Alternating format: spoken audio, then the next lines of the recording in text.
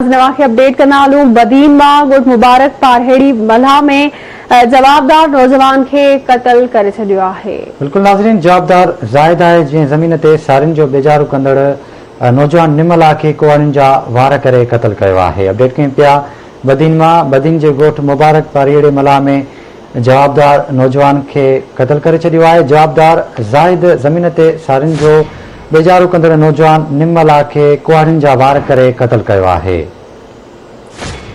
Breaking news अवां ताईं पहुंचाईंदा हलूं। बदीन मां गुड मुबारक पारहेड़ी मल्हा में जवाबदार नौजवान के कत्ल करे छडियो आहे। जवाबदार ज़ाहिद ज़मीन ते सारिन जो बेजारो कंदड़ नौजवान निम मल्हा के कुहाड़ियुनि जा वार करे कत्ल कयो आहे।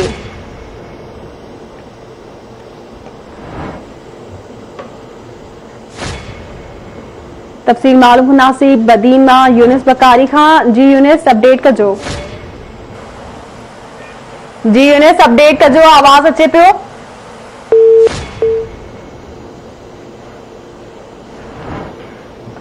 अवां खे अपडेट कंदा हलूं कि फनी ख़राबी सबब असांजो यूनिस सां राब्तो न पियो थी सघे।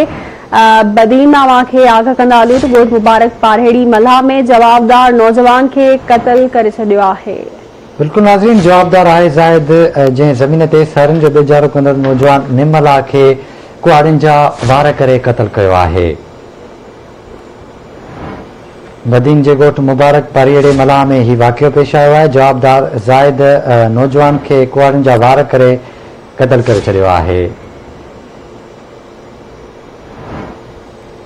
अपडेट्स मालूम कंदासीं। बदीन मां ॿीहर राब्तो कयो आहे यूनिस बकारी सां। यूनिस, छा तफ़सील आहिनि वधीक?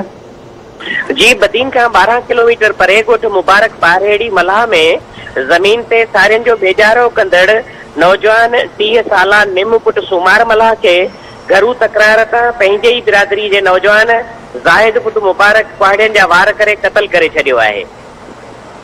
ठीकु आहे यूनिस, वॾी महिरबानी अवां जी तफ़सील खां आगाह करण लाइ।